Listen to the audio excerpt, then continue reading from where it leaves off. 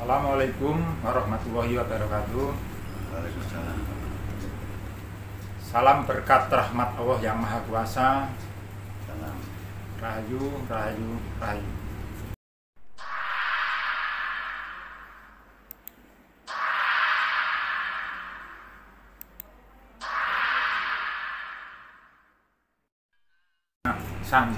Hari santri dengan pesantren yang memang diwajibkan resolusi jihad itu khususnya untuk santri, tapi dibuat umum untuk seluruh masyarakat. Sudah jadi nasional. Sudah kan? jadi nasional. Sudah jadi Jadi, nasional. Santri pesantren itu dengan kewawasan kebangsaan cinta tanah air itu suatu hal yang memang pokok ajarannya termasuk. Loh, iya, ya memang dari sisi apa lainnya harus dibedakan. Ini bukan bicara tentang sisi keagamaannya, Bukan ini bicara bukan. kita bicara kebangsaannya, ya. Nah, kemudian coba perhatikan, misalkan Pak Udang mungkin pernah ke daerah Ngawi. Ngawi, iya. Di sana ada tokoh namanya Kiai Haji Nur Salim. Oh. Saya telusur ini, siapa tokoh Kiai Haji Nur Salim ini? Ini ternyata adalah prajuritnya Diponegoro. Ya. Di mana pada waktu itu Diponegoro sudah dibuang ke Makassar, ke Sulawesi Selatan. Ini dipanggil si Kiai Haji Nur Salim ini. Dia diperintah oleh Pangeran Diponegoro untuk menyelamatkan pesantren yang ada di Ngawi. Nah, mengapa kok pesantren ini perlu diselamatkan? Karena Belanda itu sudah tahu di mana ada pesantren, di situ pasti ada orang-orang yang cinta tanah air. Pesantren ini menjadi identik orang yang cinta tanah air. Bahkan pendapatnya Douwe Dekker. Douwe Dekker itu pahlawan nasional ya, pahlawan kemerdekaan. Lahir di Pasuruan, ya, campuran Edward Douwe Dekker atau yang terkenal Mutatuli. Apa yang dikatakan Douwe Dekker? Jika tidak ada pesantren, ya, nah ini tolong dipikirkan juga secara luas kan gitu ya. Iya, iya. Jika tidak ada pesantren, tidak akan ada kebangkitan nasional. Itu yang nyampaikan Douwe Dekker. Nah, ini loh. Dan kita tahu banyak sudah mau bicara dari pesantren mana, pasti ini akan memunculkan yang namanya orang-orang yang cinta tanah air, dan mereka itulah yang punya basic kemudian melawan penjajah pada waktu itu. Mulai ujung dari Aceh ya, jalurnya Teku Umar. Teku Umar itu siapa? Itu tokoh agama ya, Cut Nyak ya. Semua rata-rata ini adalah orang-orang yang cinta kepada tanah airnya ya, makanya di situ ya dikatakan di dalam salah satu buku judulnya Cita-Cita Perjuangan yang nyusun Dr. Abu Hanifah ya, punya tipis itu ya, dia dulu aktif memang di Masyumi ya. Itu mengatakan bahwa bentengnya Indonesia ini ya, bentengnya di dalam sisi ini itu diantaranya adalah pesantren. Nah itu kemudian diulas oleh itu siapa,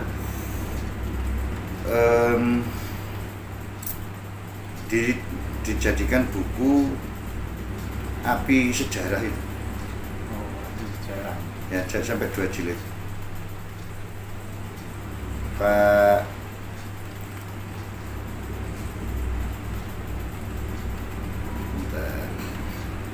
buku Api Sejarah. Ahmad Mansur Suryanegara, profesor ini. Saya pernah bertemu dan sempat diskusi beberapa waktu dengan Pak Ahmad Mansur ini. Dia mensoroti ya bahwa terkait pejuang itu memang hasil didikannya pesantren. Menjadi sebuah apinya sejarah yang bisa menggelorakan cinta tanah air. Ya. Nah sekarang kan begini loh ya. Tadi kan saya ulangi sekilas review ya, istilah pesantren itu sejak masanya kerajaan-kerajaan Hindu diserap, kemudian digunakan sejak masanya agama Islam masuk sini menjadi pesantren-pesantren yang diajarin di situ masalah keimanan, kemanusiaan atau keimanan kebangsaan, kan gitu ya. Nah sekarang ini pesantren-pesantren yang ada pada umumnya ini menekankan kepada masalah keagamaan atau masalah keimanannya. Porsi masalah cinta tanah air ada, tapi mungkin tidak banyak. Nah, pesantren Jati Diri Bangsa Indonesia yang salah satunya ada di situs Pojok Dalam Kediri itu, ini mengambil porsi tidak bahas soal agamanya, tapi bicaranya adalah pendidikan tentang kebangsaannya. Cinta Nah, kan, tanah airnya Bapak. tentang cinta tanahnya. Jadi kan lucu kalau itu kemudian dipersoalkan gitu. Iya, Pak. Ya. Mulai terang. Dengan catatan basa kasari, ya bahasa kasarnya apa? Ya bacalah sejarah gitu loh. Jangan terburu-buru ngomong. Baca sejarah, baca rionya bagaimana, faktanya bagaimana, datangi, tabayun, cross check, konfirmasi. Ini satu bagian seperti itu. Jadi tadi saya sudah sampaikan tentang prolognya, saya sudah sampaikan tentang dari istilah pesantrennya, saya sudah sampaikan tentang perjalanannya pesantren yang ada di Indonesia ini bagaimana. Memang ya, kalau dulu isinya adalah masalah keagamaan dan kebangsaan, cinta tanah air. Dulu masanya para wali-wali, dulu masanya ulama-ulama zaman kemerdekaan itu, pesantren itu isinya dua itu. Kemudian setelah masa kemerdekaan pesantren ini menyempitnya apa? Seolah-olah hanya istilahnya punya orang Islam, kemudian yang diajarkan dominannya masalah keagamaan, Kitab-kitab agama. kitab-kitab agama, sampai kalau saya tidak salah dengar muncul undang-undang pesantren yang ini lebih banyak kepada masalah agama Islam tentu saja. Ya, ini jadi dulu keagamaan dan kebangsaan, kemudian setelah merdeka menyempit tinggal keagamaan. Ya, lah ini dimunculkan memang oleh beliau Bapak Kiai Muhammad Muhtar Mukti yang memprakarsai, yaitu apa? Pesantren Jati Diri Bangsa yang isinya itu kebangsaannya, memang bukan porsi keagamaannya. Kalau dibilang bahwa pesantren itu adalah sebuah pendidikan yang Tempat memang pendidikan yang versi dulu belum ada sekolah-sekolah formal, Betul. ditempatkan dalam sebuah tempat khusus yang memang layak, akhirnya umum keterangannya, akhirnya setelah kemerdekaan disempitkan lagi ke keagamaan dan sekarang dimunculkan lagi ya. Iya, dan ini memang tidak bahas keagamaannya, bahas masalah kebangsaannya, pendalaman tentang kebangsaan yang faktanya seperti tadi saya katakan, kita sekarang ini kekurangan masalah pembelajaran tentang sejarah, tentang cinta tanah air, tentang bangsa, sehingga saya katakan ya banyak yang tidak paham sejarah bangsa kita. Oke, banyak pengkaburan sejarah. Ambil satu contoh lah ya, nanti ya, yang nonton ini aja ya, apakah Anda pernah dengar ada buku judulnya 6.000 Tahun Sang Merah Putih? Saya tidak bicara pernah baca ya, pernah dengar aja. Yang nyusun siapa? Muhammad Yamin. Nah kalau dengar saja tidak pernah, tidak pernah baca. Nah padahal ini adalah bagiannya penjelasan di balik Sang Merah Putih. Nah ini contohnya loh ya. Apakah panjenengan pernah dengar atau pernah tahu yang tadi saya sebutkan ya, buku yang nyusun Dr. Abu Hanifah, judulnya Cita-Cita Perjuangan. Loh, padahal ini masalah ya, istilahnya apa, pengkristalan dari apa yang terjadi pada waktu itu. Saya pernah membeli buku ini online, Pak Udan. Ya. Tidak ada shippingnya, tidak ada proses pengiriman. Loh, kok bisa? Setelah saya cek lagi, buku itu adanya di perpustakaan Wisconsin Amerika. Loh, kan lucu ya. Dari Wisconsin bisanya dikirim cuma sampai Texas. Untungnya saya ada teman yang punya teman di Texas, kemudian ke San Francisco. Ini jadi dari buku itu saya beli online, dikirimlah ke Texas, ke San Francisco, di backup sama teman saya itu untuk kembali dikirim ke Indonesia lewat Cina. Loh, sesulit itu memang menemukan buku-buku seperti itu, dan mengapa tidak diproduksi lagi? Kan akhirnya kan istilahnya broken change of history, kita itu terputus di dalam sejarahnya, sehingga kadang kita tidak tahu. Sangat-sangat bermakna bagi kita semua keterangan dari Bapak Edi ini. Jadi tentunya mari kita perhatikan betul-betul. Sekiranya kalau memang nanti ada suatu hal yang kurang pas dan berkenan, tulis di komentar pada channel ini agar nanti bisa ditindaklanjuti oleh beliau pada tampilan-tampilan ataupun keterangan selanjutnya. Jadi prolog sudah saya sampaikan, kemudian istilah asal usulnya pesantren sudah, dan perjalanan pesantren sejak masanya Hindu ya sampai kemudian dibawa ke Islam dan isinya itu bagaimana kan gitu ya, sudah saya sampaikan. Dulu utuh keagamaan dan cinta tanah kebangsaan, kemudian setelah merdeka ini menjadi ya kebangsaannya porsinya ini menjadi lebih banyak keagamaan, dan ini muncullah pesantren jati diri bangsa yang memang porsinya bahas kebangsaannya, cinta tanah air. Nah sekarang mari saya ajak dari sisi yang lain gitu ya, dari sisi yang lain. Kemarin karena dipersoalkan satu pesantren lintas agama, lah memang bukan pesantren lintas agama, penekanannya kebangsaan kan gitu ya. Yang kedua, lo pesantren itu istilah Islam dan itu berarti isinya masalah bahasa akidah dan lain sebagainya. Loh, kok menjadi sesempit itu? Maka saya berikan contohnya gini ya. Pernah tahu ada namanya SMA ya, SMAI, Sekolah Menengah Atas Islam. Nah ini sebenarnya ya sifatnya umum atau khusus orang Islam atau yang didirikan orang Islam. Kira-kira gimana Pak? Awalnya ya khusus umat orang Islam, tapi ternyata setelah berikutnya kan tidak seperti itu. Faktanya loh ya. Kan muridnya juga tidak Islam semua. Tidak kan? Tidak. Nah, yang repot kalau misalkan ada nyebutnya ini SMA lintas agama, SMA Islam lintas agama. Nah ini kan bisa timbul persoalan hanya karena istilah. Padahal sebenarnya ya semua SMA pasti lintas agama, meskipun ini tulisannya SMA Islam. Misalkan lagi contoh Santa Maria, sekolah Katolik ya? Katolik Kristen ya. Maka pertanyaannya, apakah yang sekolah di SMA Katolik Santa Maria ini adalah orang Katolik semua? Tidak. Nah, saya setahun sekolah di Katolik ya. Oh, ya. Nah bahkan loh ya. Sebenarnya kalau kita bicara, kalau tadi pesantren jati diri bangsa kan memang murni bicara kebangsaan. Kalau di SMA Katolik itu malah ada bagiannya itu yang memang kita diajari tentang, meskipun agama saya Islam, saya kalau ajaran agama Katolik saya tidak diikutkan, tapi dikumpulkan sendiri yang bukan agama Katolik, dikumpulkan di kelas tersendiri disebut agama umum. Kadang gurunya itu ya guyonnya, saya baru tahu ada agama baru ini. Saya tahu saya Islam, Kristen, Hindu, Buddha, ini kok ada agama umum. Tapi apa sebenarnya yang disampaikan di agama umum? Ini ya pembelajaran dari Bible.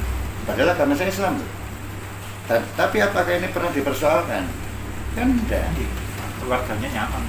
Kan enggak masalah, mereka sudah tahu kan gitu loh. Atau misalkan coba ambil contoh lain, UIN ya. Universitas Islam, UIN, YIN. Itu kan jelas labelnya itu Islam. Tapi pertanyaannya, apakah yang di dalamnya itu hanya agama Islam? UK Petra, Universitas Kristen Petra, apa yang di dalamnya hanya agama Kristen? Loh, kan enggak. Dan jangan bicara terkait bahwa loh di situ enggak diajaran akidah. Ya pasti ini bicaranya apa istilahnya, lingkungannya. Dari namanya lingkungannya pasti maksudnya tetap mempengaruhi. Tapi kan tidak dipersoalkan. Nah ini bukan pesantren lintas agama, bukan pesantren jati diri bangsa yang isinya adalah masalah kebangsaan. Tapi kemarin waktu diadakan di pesantren jati diri bangsa itu ada yang dari selain Islam.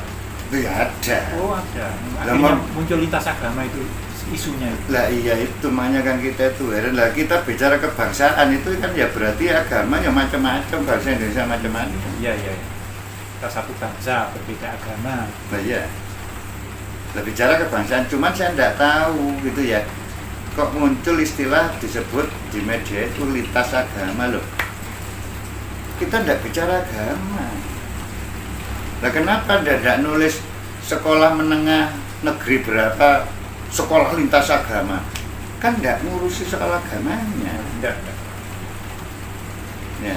Dan kenapa berita seperti itu kemudian langsung dipercaya dan langsung dijadikan bahan memvonis? Loh, apakah tidak punya landasan-landasan logika dasar bahwa ketika sebelum bicara itu ya harus dicek dulu. Nah, saya berani nyampaikan karena ya ini nanti setelah ini saya sampaikan apa isinya yang diajarkan jati diri bangsa. Saya bisa cerita karena saya ada ikut jadi peserta. Ikut serta. Gitu loh, ikut pesertanya. Nah kalau belum tahu ya datanglah dulu, cari tahu dulu, jangan keburu teriak-teriak kemudiannya. Tak kenal maka tak sayang. Yang macam-macam. Belum kenal kok sudah membuat sebuah pernyataan ini yang memang perlu untuk kita ketahui dan kita cari titik terangnya. Kadang itu hal seperti itu sebenarnya biasa ya, wajar. Ada orang ngolok menghina dan sebagainya. Itu sesat. Mau ngomong sudah banyak tentang sesat. Saya tanya, Anda sudah pernah ikut enggak? Belum. Nah, kok iso ngarani sesat sih? Datang lah. Kalau hanya masalah istilah pesantren kok isinya agama macam-macam, ya belajar sejarah lah, ya. Namanya apa? Namanya ini tempat pendidikan, ya. Dan apakah ini kemudian ya tepat kalau disebut ada pondok atau funduk tadi bermalam? Enggak, ini bicaranya itu loh, pembelajarannya itu hanya beberapa hari, ya kayak kursus-kursus gitu. Mungkin Bapak kalau bulan puasa ya. Iya. Bicaranya kan kita sering dengar pesantren kilat. Nanti anak sekolah-sekolah seperti itu. Bukan hanya anak sekolah, di perusahaan-perusahaan itu ngadakan pesantren kilat. Apa isinya itu masalah urusan agama Islam toh. Wong itu kadang dipakai untuk pelatihan, saya juga pernah ngisi. Isinya itu ya untuk pelatihan, motivasi, nyemangati, untuk apa soft skillnya. Kenapa itu tidak dimasalahkan dengan istilah pesantren kilat? Ya. Ada lagi pesantren kilat. Lah, pelajarannya ini loh cuman berapa hari, kemarin cuma 2 hari. Apa kemudian semuanya itu mondok dan tidur di sana? Ya udah. Nah, itu pelatihan, memang pelatihan 2 hari tok. 2 hari tok dapat apa? Nah itu memang diefektifkan pagi sore. Ya enggak full, enggak. Jadi nanti setelah kemarin 2 hari itu ada pertemuan berikutnya. Ada, kemarin baru Mukodimah saja dan sudah begitu terkenal Bapak ya kebaikannya. Nah mukodimah saja nanti saya akan sampaikan betapa ya ini sebuah bentuk penggalian, dan justru saya katakan ya bangsa kita itu ya harusnya ya masuk belajar di situ karena ini bicara kebangsaan, dan mungkin kembali kepada istilah ya sinantrio tadi loh, calon-calon pejabat itu mungkin lebih banyak masuk di sini dulu untuk dipersiapkan tentang mental kebangsaannya, karena ini penekanan pendalaman di dalam masalah kebangsaan. Kebangsaan yang selama ini disampaikan di sekolah umum ataupun di forum-forum pemerintah masih kurang. Ya faktanya kan gitu. Jadi kadang saya itu ya gimana ya, misalkan contoh ya, warung halal. Iya.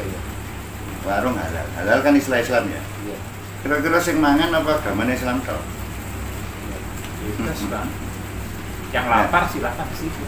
Yang jadinya tidak masalah ditulisinnya, tidak ditulis warung lintas agama, karena tidak ada kaitan sama agama, kaitannya lapar apa tidak, makan apa. Nah ini masalah kebangsaan, bukan lintas agamanya. Pesantren kebangsaan begitu. Jadi kadang ya gimana ya, ya ayolah kita sama-sama belajar, kita sama-sama mendalami di dalam masalah bangsa kita ini, apa yang dibutuhkan bangsa kita ini, dan harusnya loh ya, bukannya malah di macam-macam, ya harusnya justrunya didukung, dan kalau perlu ya siapapun diajak untuk mendalami bangsa kita ini kembali ke jati diri bangsa. Orang yang kehilangan jati dirinya ya sama dengan apa, cuma nama saja. Makanya Bung Karno pernah mengatakan jangan sekali-kali melupakan sejarah. Lah bagaimana dia bisa tahu kebesaran bangsanya? Ya kehebatan bangsanya, bisa tumbuh cinta tanah air kalau mereka melupakan sejarah. Ini termasuk suatu pilihan yang wajib tentunya bagi para pendidik atau guru, khususnya sejarah maupun dosen bidang-bidang kenegaraan untuk ikut serta. Apakah dimungkinkan bisa jadi? Seharusnya itu begitu, karena begini loh ya, contoh loh ya, di sekolah-sekolah yang ada sekarang itu ya, saya kuliah teknik, lalu kuliah di ekonomi, ya. Kemudian saya juga kuliah di S2 ilmu sosial, S3 juga ilmu sosial, ya. Terus oke, orang dididik pintar, tapi apakah ada didik supaya cinta kepada tanah airnya? Bisa katakan tidak ada loh, saya ngalami sekolah banyak gitu, tidak ada. Lah bagaimana kalau orang ini sudah terlanjur pintar, kemudian ditarik kerja di luar negeri, dan di sana gajinya lebih besar, dan memilih untuk hidup di luar negeri? Karena apa? Kecintaan terhadap tanah airnya tidak dididik. Makanya saya salut ke beberapa perusahaan, ya saya cuma tidak sebut nama perusahaannya, yang dalam proses rekrutmen awal sampai masuk ke perusahaan dan sampai di dalamnya ini masih ditanamkan tentang kebangsaan dan tentang cinta tanah air. Masih ada seperti itu, masih. Karena saya bisa mengatakan, karena saya pernah menjadi bagian untuk memberikan materi-materi tentang kebangsaan. Panjenengan memberikan materi ke dunia industri, dan panjenengan sebagai santri atau murid pesantren Jati Diri Bangsa ini sangat cocok Bapak, karena bisa waktu itu ya belum Pak. Belum. Sekarang dengan adanya kalau dengan sekarang ini memang bagian kenapa saya ikut, ya karena Pak, saya kepengen tahu dan kepengen menggali. Sebab begini loh ya, ratusan buku, mungkin ribuan buku saya baca itu waduh, macam-macam itu, beda pendapat macam-macam. Sehingga di situ itu saya ingin menggali. Saya berikan satu contoh gini ya. Panjenengan tahu ada kitab namanya kitab Pararaton, atau kitab para raja-raja, ya. Itu menjadi rujukan dari sejarah kerajaan-kerajaan di kita. Di awal itu yang diceritakan adalah tentang Ken Arok. Dan saya masih ingat zaman saya masih SD SMP, ketika belajar sejarah itu kan masih ada pelajaran sejarah. Diceritakan tentang Ken Arok, bahwa Ken Arok ini adalah orang yang tidak bagus, tidak baik, jahat dan lain sebagainya. Dia pesen keris ke Empu Gandring, tidak selesai baru 5 hari, gak sabar, marah-marah, Empu Gandring dibunuh. Sesederhana itu. Dan disifatkannya Ken Arok itu jelek. Tapi kemudian setelah saya mempelajari berbagai macam referensi, beda jauh, tidak seperti itu. Ken Arok ini adalah muridnya pendeta dari Brahma waktu itu Hindu, namanya pendetanya Logawi, ya. Sedangkan di masa itu di daerah Tumapel itu penguasanya adalah Tunggul Ametung. Tumapel itu daerah yang kita kenal Singosari, nantinya itu jadi kerajaan Singosari di daerah Malang. Kerajaan Tumapel ini atau daerah Singosari ini ada di bawah kerajaan Kediri, ya, Panjalu Kediri, di mana waktu itu namanya kerajaannya itu Kertajaya. Dan diceritakan di dalam sejarah, Raja Kertajaya ini istilahnya jumawa atau arogan atau sombong, ya, sampai menganggap bahwa kasta Brahmana itu ada di bawahnya kasta Ksatria, ya. Dan bahkan lebih parahnya, mereka itu harus sujud, ya, dalam tanda kutip mentuhankan yang namanya Raja Kertajaya Kediri. Maka timbullah kegelisahan di para Brahmana ini, dan mereka berharap ada yang kemudian membela mereka, dan inilah yang digadang-gadang adalah Ken Arok. Maka Ken Arok inilah yang dikondisikan untuk membelani mereka, sehingga dikondisikan bagaimana supaya bisa menguasai Tumapel dan bahkan sampai menguasai Kediri, ya. Nah, pada waktu itu sudah mau dilakukan, ya, istilahnya pemberontakan atau perjuangan terhadap Tunggul Ametung, tapi dilarang oleh gurunya Logawi ini. Jangan, Kalau kamu nyerang Tunggul Ametung, kamu bisa menang, tapi kamu akan diserang oleh Kediri, Kertajaya. Karena apa? Tumapel di bawahnya Kediri. Nah, kebetulan momentum itu ada satu kelompok lain yang ingin kudeta kepada Tunggul Ametung. Kelompoknya itu siapa? Satu, Balang Kaka, orang dekatnya Tunggul Ametung. Dua adalah Kebo Ijo. Yang ketiga ini Empu Gandring. Nah, jadi ini ada di blok lain lawannya dari Ken Arok ini, gitu. Sedangkan satu sisi Empu Gandring ini pembuat senjata. Seandainya nanti Ken Arok bertempur dengan pasukan Tumapel, ini nguatiri kalau Empu Gandring masih hidup, karena dia pembuat senjata, suplai senjata. Maka disinilah yang membuat kenapa Empu Gandring dibunuh dulu. Bukan persoalan marah-marah karena kerisnya tidak selesai-selesai. Ini bagian dari rencana, dan itu bukan rencana Ken Arok sendiri. Ini rencananya dengan para Brahmana, Ken Arok, termasuk Ken Dedes. Loh, kok bisa Ken Dedes mengkhianati suaminya? Ken Dedes ini anaknya pendeta, anak yang suci, anak yang bersih, gitu ya, anak yang penuh ibadah. Pas bapaknya bertapa, itu diculik, dikawin paksa sama Tunggul Ametung. Makanya dia tidak senang. Itu loh ceritanya. Lah ini kan kalau tidak digali lebih dalam, gitu ya, kan kita tidak tahu. Ini termasuk bukti nyata pengkaburan sejarah, dan itu perlu kita waspadai. Betul, betul. Dan nanti setelah yang bagian ini, nanti saya akan sampaikan apa yang saya terima dari pesantren Jati Diri Bangsa itu, dan mengapa sudah seharusnya siapapun yang mau jadi pejabat, jadi pimpinan di Indonesia, gitu ya, sudah seharusnya itu tinggal ajak ke pesantren Jati Diri Bangsa, dididik situ masalah kebangsaan. Banyak yang istilahnya apa ya, saya ambilkan satu contoh saja. Nah, ini sudah mulai sedikit masuk ke apa namanya ini, ke materi yang didapatkan pesantren Jati Diri Bangsa. Apa sebenarnya yang membuat timbulnya Hari Pahlawan? Apa yang menjadi pemicu perangnya Hari Pahlawan itu yang di Surabaya? Loh, ini rata-rata banyak yang tahu. Kemudian ya, dulu ada yang berpendapat Bung Karno lahir di Blitar. Ya. Ada yang berpendapat Bung Karno lahir di Surabaya. Ya. Ini yang mayoritas. Ya. Tapi fakta-fakta terbaru, Bung Karno tidak lahir di situ. Dan yang dulu dianggap lahirnya 1901, data-data terbaru itu tidak 1901, 1902. Contohnya itu loh.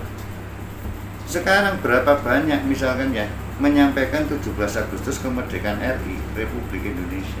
Ini juga bagian dari kesalahkaprahan yang saya sampaikan di awal tadi. Maka di sini diungkap benar tidak sebenarnya siapa yang merdeka dan siapa yang dijajah. Kemerdekaan bangsa atau kemerdekaan negara? Kapan berdirinya negara? Kalau memang itu kemerdekaan republik, kapan kalau itu kemerdekaan bangsa kita? Masalah kerajaan Sriwijaya, banyak yang mengatakan itu pusatnya ada di Palembang berdasarkan dari prasasti. Tapi ada penelitian lagi yang terbaru bahwa pusatnya bukan Palembang tapi Jambi, dan buktinya sekarang ada situsnya. Loh, ini contoh loh ya. Contoh lagi. Ya, PPKI semua kan mengatakan itu panitia persiapan kemerdekaan. Tapi lucu kan, wong ini rapat pertamanya 18 Agustus. Lah sudah merdeka apa belum? Sudah. Lah sudah, lalu kenapa disebut panitia persiapan? Nah ini kan informasi yang itu akan membuat kita itu semakin cinta kepada tanah air kita, ya, yang digali demikian mendalam, demikian detail dan lain sebagainya. Yang ini dibutuhkan tujuannya bukan sebatas pemahaman pengetahuan, tapi tujuannya itu sampai tumbuh yang namanya cinta tanah air. Makanya sampai salah satu buku disebutkan apa? Tanpa cinta tanah air robohlah satu bangsa. Loh, ini sesuatu yang penting. Mengapa sekarang kita ngomongkan apa adanya? Di Indonesia korupsi banyak, ya, pemanfaatan fasilitas umum untuk kepentingan pribadi banyak, dan itu disebabkan apa? Karena jati dirinya longsor, cinta tanah airnya ini yang sudah berkurang. Nah, kan berbeda jauh kalau kita bandingkan masa-masanya Haji Agus Salim, Bung Karno, Bung Hatta, Yamin, Syahrir dan sebagainya waktu itu. Nah, ini kan harus segera disadari bahwa apa? Kalau jati diri bangsanya longsor, cinta tanahnya ini ya tenggelam, tidak sampai menjadi sebuah wujud nyata. Loh, ini kan harus segera dikembalikan kalau kita ingin bangsa kita bertahan dan bukan cuma jadi nama saja nanti. Perlu dipercepat ya. Harusnya perlu dipercepat karena sekian lama kita itu sudah terkena proses penghancuran bangsa melalui yang tadi saya sampaikan. Kaburkan sejarahnya, hancurkan situsnya, kemudian jauhkan dari budaya leluhur. Jadi dari perjalanan waktu kemerdekaan kita, bangsa Indonesia sudah 79 tahun. Tapi setelah dipikirkan dan dicermati, ternyata ada hal-hal yang perlu untuk kita perhatikan. Kok begini, kok seharusnya begitu. Nah, itu yang menjadi perasaan kita, kok ada hal yang ini harusnya bagaimana kebenarannya. Makanya Bapak tadi menyampaikan ini sebuah untuk kebutuhan yang harus kita dukung bersama. Iya, yang paling gampang itu masalah tentang cinta tanah air. Kalau tidak ada cinta tanah ya sudah, semua akan dimanfaatkan untuk kepentingan pribadi, untuk kepentingan golongan dan sebagainya. Bangkitkan cinta tanah air, kesadaran bernegara. Ya, bangkitkan kesadaran bernegara, bangkitkan cinta tanah air. Ini tidak mudah. Program-program resmi ini tambah lama kan tambah sedikit. Sekarang ya maaf ya, kalau saya tidak salah Pak Udang kan ngajar kan gitu ya. Lah anak didik kita sekarang kalau kadang kita tanya gitu ya, belum tentu lah kalau Pancasila. Ya, betul. Tanya semboyan negara kita apa, belum tentu tahu. Mengapa Garuda Pancasila nolenya ke kanan pun ada, belum tentu tahu. Yang diketahui paling ya sayapnya ada 17 ekornya 8, yang di sini 45. Mengapa simbolnya burung terbang? Apa tahu kalau seluruh dunia berapa banyak negara yang menggunakan simbol burung dan berapa banyak negara yang menggunakan simbol burung terbang? Mengapa kita menggunakan simbol Garuda? Kenapa tidak yang lain? Tuh, kita tuh punya kekayaan yang luar biasa, tapi ini kita tidak akan tahu ya kalau kita tidak gali dan tidak ada yang didik ya. Dan kita tidak akan pernah sampai tumbuh cinta tanah air kalau kita tidak dididik. Dan pesantren jati diri bangsa ini adalah tempat didik rakyat anak bangsa Indonesia untuk cinta kepada tanah airnya. Sangat berkesan ya Pak keterangan Bapak. Jadi sekiranya dengan sedikit ulasan ini semoga bisa membuat pemikiran kita terbuka, karena urusan jati diri bangsa, urusan cinta tanah air kok nampaknya perlu untuk dipikirkan bersama. Mungkin kita lanjut setelah ini ya. Terima kasih Pak. Mari nih, bagian yang terakhir.